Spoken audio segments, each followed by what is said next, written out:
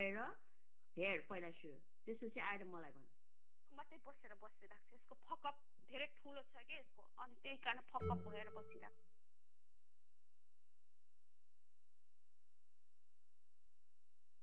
त कुन चाहिँ कन्ट्रीमा छ त्यो कन्ट्रीको ल्याङ्ग्वेज बोल्दा एक्चुअली त्यो कन्ट्रीको ल्याङ्ग्वेज बोल्न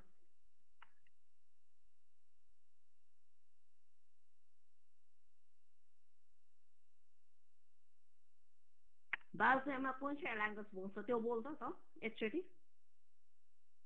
त्यो बोल त ए कपुला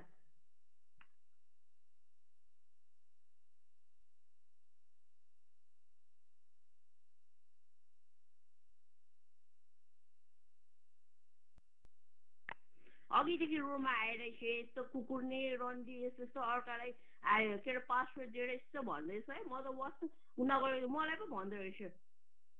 न मैले कसैलाई मेरो पासवर्ड दिने इभन छिट्नलाई धरि थाहा छैन मेरो आइडीको पासवर्ड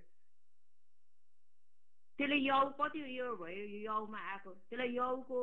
के ऊहरू थाहा छैन त्यसलाई अहिलेसम्म